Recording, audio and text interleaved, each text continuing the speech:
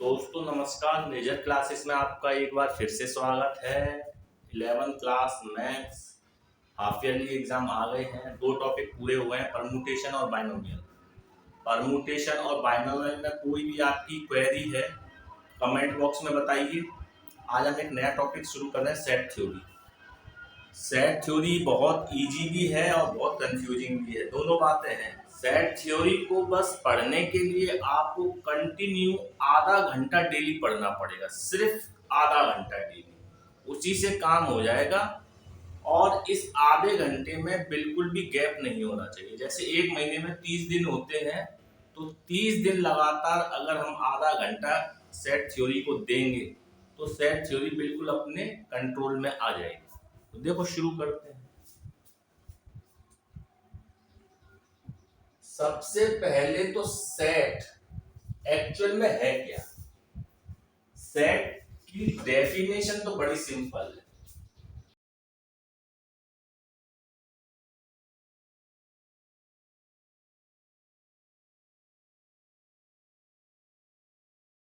Set जो है well defined collection होता है डिस्टिंक्ट ऑब्जेक्ट का। कलेक्शन और वेल डिफाइंड दोनों चीजें अलग अलग हो जाती हैं। अगर हम सिंपल कलेक्शन को देखें, कलेक्शन सिर्फ कलेक्शन,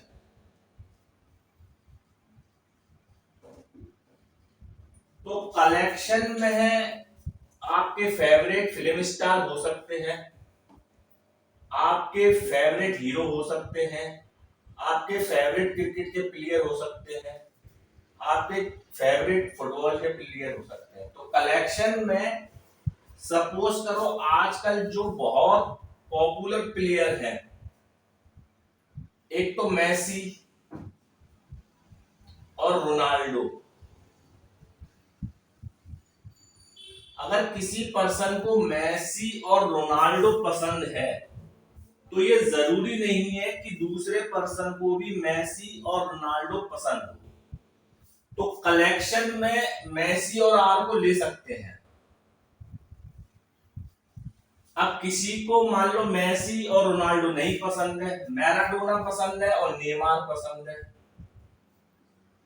तो ये सब एक कलेक्शन आएंगे। यहां पर ये चीज अगर किसी को पसंद है तो ये दूसरे को पसंद नहीं होगी, ये किसी को पसंद है तो ये दूसरे को पसंद नहीं होगी। यहां तक तो कलेक्शन है। अब कलेक्शन के बाद वेल डिफाइंड कलेक्शन का मतलब ये है कि उस चीज पे सारे लोग सहमत होने चाहिए, कॉन्ट्राडिक्शन नहीं होना चाहिए। अगर मेसी और रोनाल्डो पूरे वर्ल्ड को पसंद है तो फिर यही कलेक्शन जो है सेट बन जाएगा।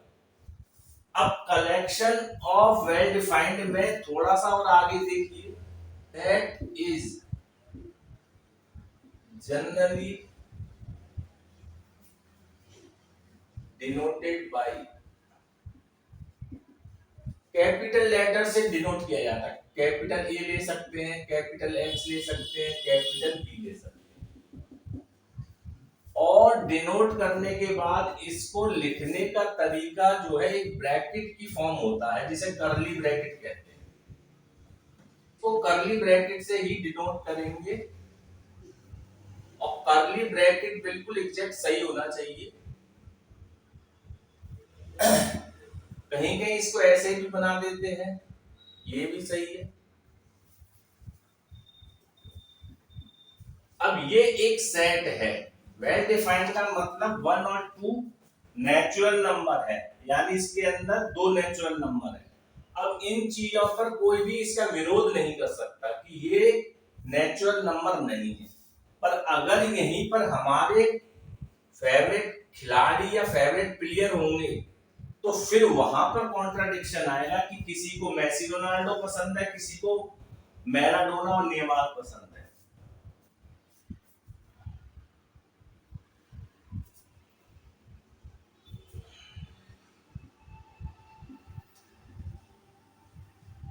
अगर इसको देखें तो इसके अंदर 3 ऑड इंटीजर है पहले, तो ये भी एक सेट है।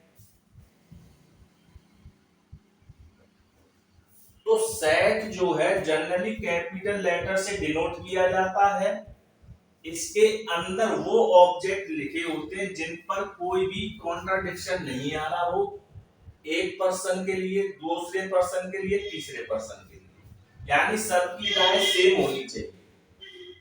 पर यही राय हीरो हो, क्रिकेट के खिलाड़ी हो, फुटबॉल के खिलाड़ी हो, उन पर ये राय अलग अलग हो जाए।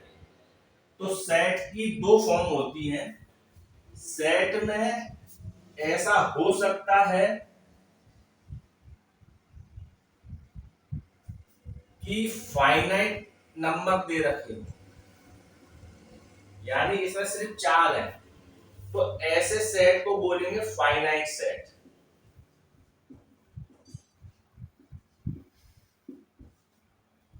और अगर मान लो नंबर कुछ इस तरीके से लिखे हुए हो,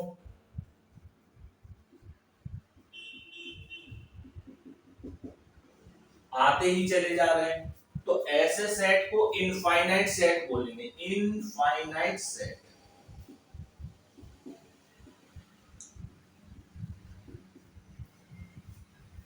सेट को लिखने के इसमें दो तरीके हैं।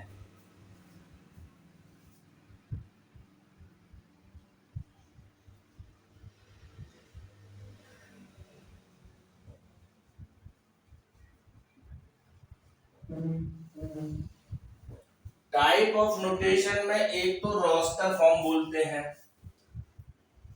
ये सारी रोस्टर फॉर्म है।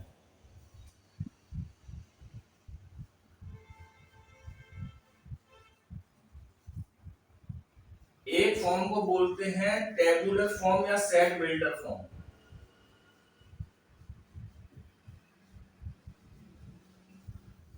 अब सेट बिल्डर को आप ऐसे समझ लीजिए कि इस सेट में एलिमेंट हो, प्लेयर हो, उनका नेचर दे रखा होता है, नेचर। सेट बिल्डर फॉर्म का मतलब है एक तरीके से शुद्ध हिंदी में गुण विधि। अगर किसी सेट में नेचर के द्वारा सेट बना रहे हैं तो उसे सेट बिल्डर फॉर्म कहते हैं, अदरवाइज तो सारी की सारी फॉर्म रोस्टर फॉर्म है। अब सेट बिल्डर फॉर्म से रोस्टर फॉर्म कैसे बनाते हैं ये देख लीजिए।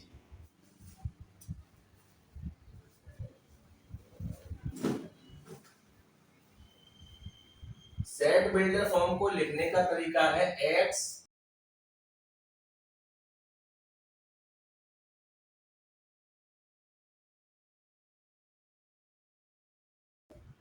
इतनी इंफॉर्मेशन से हम एक सेट को रोस्टर फॉर्म में लिख सकते हैं। एक्स एक्स एक प्राइम है, 10 से छोटा है, और एक्स जो है एन के अंदर है। एन का मतलब यह सेट ऑफ नेचुरल नंबर से है जो आप पढ़ते रहे हैं। अब इसको रोस्टर फॉर्म में लिखना है तो x को प्राइम नंबर लेना है और 10 से छोटा लेना है, तो 10 से छोटे सारे प्राइम नंबर लिख दीजिए। पहला प्राइम नंबर 2, दूसरा प्राइम नंबर 3, तीसरा प्राइम नंबर 5, चौथा प्राइम नंबर 7। ये 10 से पहले पढ़ जाएंगे सारे के सारे। ये सेट बिल्डर फॉर्म है और ये सेट की रोस्टर फॉर्म है। अगर मान लो आपको सेट रोस्टर फॉर्म में दे रखा हो और उसको सेट बिल्डर फॉर्म में लिखना हो तो कैसे लिखेंगे?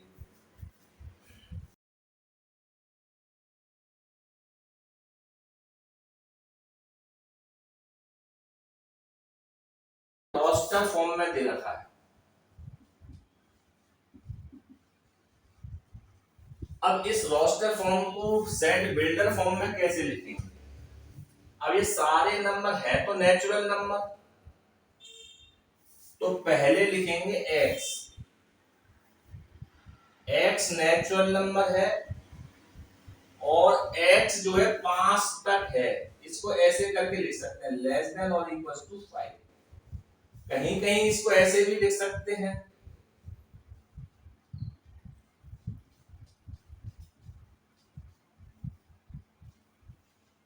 दोनों चीजें बिल्कुल सही है, कोई दिक्कत नहीं है।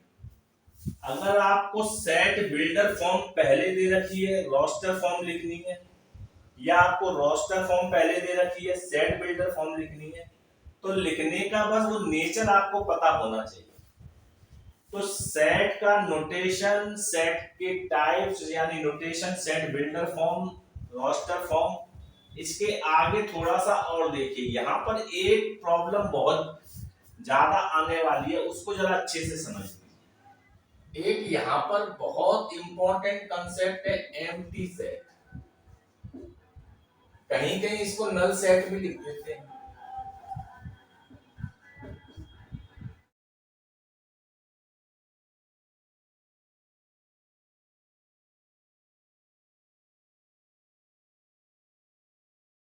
अगर एक सेट के अंदर एलिमेंट नहीं है तो ऐसे सेट को हम एम्प्टी सेट कहते हैं। तो मन में ऐसा आ सकता है कि ऐसा कौन सा सेट है कि जिसमें एलिमेंट ही ना हो। एग्जाम्पल के तौर पर आप ऐसे समझ लीजिए,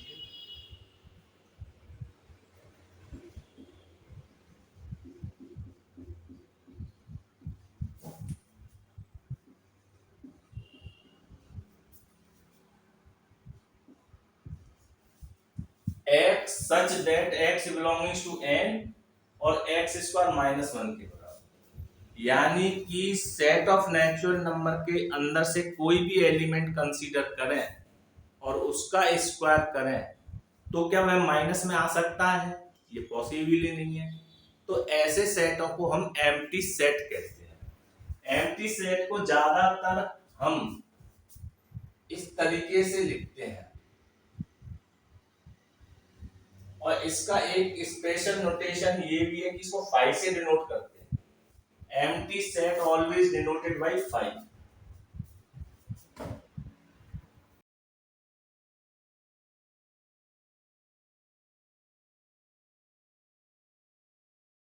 एक एग्जांपल और देख लीजिए।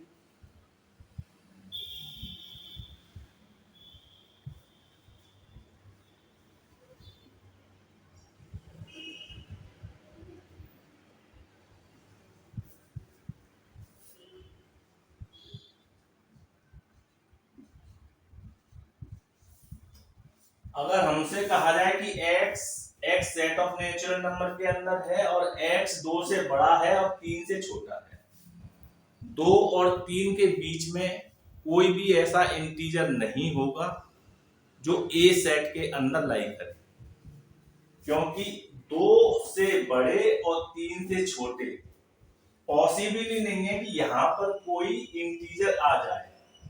इस सिंबल का बहुत इंपॉर्टेंट रोल है। अगर हमसे ये कहा है x लेस देन 2 तो इसका मतलब x 2 से बड़ा होगा और लेस देन 3 इसका मतलब x एग्जैक्टली 3 से छोटा होगा। यानी कि 2 से बड़ा और 3 से छोटा, यहाँ पर कोई भी इंटीजर नहीं आएगा। इसका मतलब है इस सेट में भी कोई भी एलिमेंट नहीं है। तो इस सेट को बोलेंगे एम्प्टी सेट, यानी इसमें एलिमेंट नहीं है। तो एलिमेंट ना हो किसी सेट में उसको एम्प्टी सेट कहते हैं। इसके बाद इसमें बहुत डेफिनेशन है, इक्वल सेट, सिंगलटन सेट, बहुत सारे सेट हैं, उनको डेफिनेशन के थ्रू समझेंगे। आज मेजर क्लासेस में इतना ही। नेक्स्ट वीडियो में आपसे फिर मुलाकात होगी, तब तक के लिए धन्यवाद।